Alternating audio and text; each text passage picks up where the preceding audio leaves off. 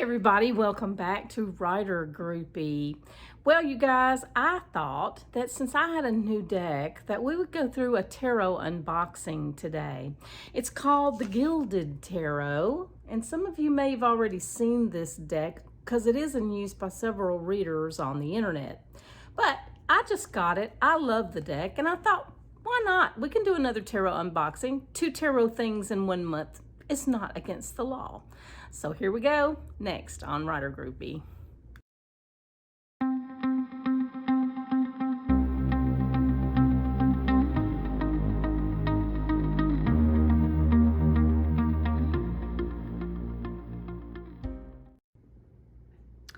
The first deck in our Gilded Tarot deck is the Fool card. And he just kind of looks like a court jester, doesn't he? He's looking a little bit foolish, but look at what he's doing with the sky and the cups in his hands and the items that he's juggling. Look at what he's doing with it. It looks like alchemy to me. He's doing some stuff with his hands. He's creating things. It looks like all the astrological symbols. This is a very good card. This means new beginnings. The next card, the number 1 card, is the Magician. He likewise is turning something into something else. He's got a cup, a sword, a wand, and a pentacle. He's using all the elements of the deck.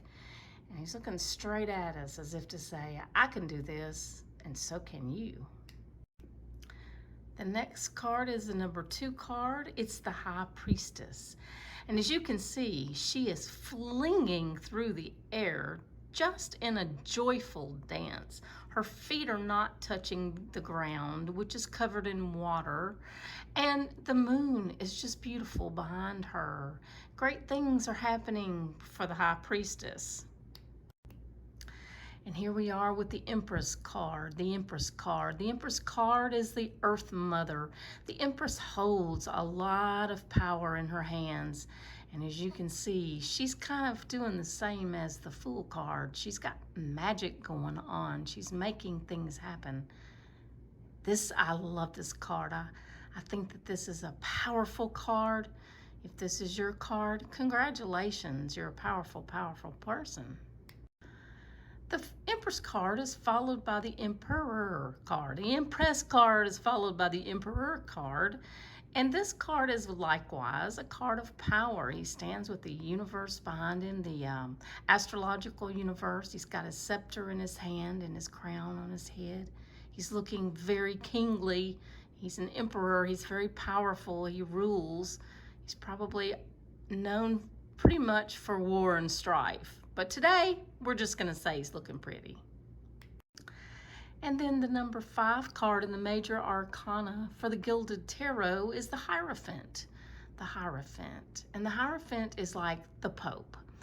And as you can see, he's looking very royal and regal in front of the stained glass with his scepter. And he looks like he's about to go into an audience with somebody. So I always think of the Hierophant as being like the Hermit. It's a card telling us that we need to go inward and find that meditative spirit. The next card is the Lover's card, the Lover's card. And we see here a centurion, a knight, a warrior, and the woman that he loves in a loving embrace underneath a glorious moon or star. I don't think it's the sun, but it could be. And they have dolphins jumping in the waters around them, and it's just a true symbol of the Lover's card, the Lovers. The next card in the Gilded Tarot is the Chariot card, the Chariot card. Now, whenever I think of the Chariot card, I think about the Romans when they would come to Rome and they would ride their chariots. They were usually conquering and had been, probably massively successful in that conquering thing. Here we have the mystical woman with the starburst over her head on top of her chariot being led by 2 sphinxes. It's a very mystical looking card, but it does indicate some kind of travel. And then the strength card. I believe the strength card was my card for the year for 2022. And it just symbolizes that we are so strong. We are so strong. We don't really even realize the strength that we have. And this is indicated by the lion that is accompanying the character in this card. She's almost not even aware that the lion is beside her, but he knows by whose side he walks. And then, as mentioned previously, the Hermit card. The Hermit card. He kind of reminds me of Gandalf about to embark on the journey underneath the mountains where he does battle with the Balrog. But anyway, in case you don't know that story, the Hermit card is another card about going inward and to seek inside of us the powers that we need to get through whatever we may be facing. It's also a great card to signify that once we've gone into our inner cave and gotten the information that we need, that we should come back out and share it with others. The 10 card is the Wheel of Fortune. The Wheel of Fortune.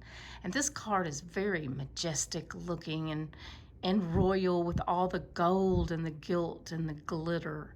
And the Wheel of Fortune to me is just the wheel of time. It's the wheel that goes around, changes the seasons, changes the year from the calendar. And as you can see, all the different symbols there have to do with astrology. So as the year turns, so does every astrological symbol change. My admonition to you is to remember to be on top of the wheel. Don't get caught underneath it. Then we have the card that signifies the major arcana for the Libra astrological symbols, because the Libra is all about balance. Libras are all about balance and the scales. And that's what this Justice card has, is scales and balance. And as you can see, Lady Justice is blindfolded. She doesn't see anything but the truth. And then here's the Hanged Man. In this deck, it's called the Hanging Man, which I think makes a whole lot more sense, because the Hanged Man just looks kind of like somebody who's tangled up and hanging and being forced to reassess their life. In this one, the Hanging Man, it's almost like he's hanging on purpose. He's hanging on purpose to get a different perspective on life, and I kind of like that. And then there's the Death card. And this one really does look like a symbol for death. You've got your skeletal face behind a shield, holding a banner, proclaiming death. But really, he's just proclaiming a change. There's going to be a big change coming in someone's life when this card is dealt to them. Next is the Temperance card. The Temperance card. And every deck that I've seen, the Temperance card is reflected with someone mixing some two liquids together from cups, and it looks like she's got fire in one and water in the other, and she's mixing them together. And the admonition for this card is, no matter what you're doing, whether it's fire or water, you should temper it. You should be kind. You should temper everything with kindness. And then the Devil card. The Devil card is the major arcana for Capricorn. I know this because I am one.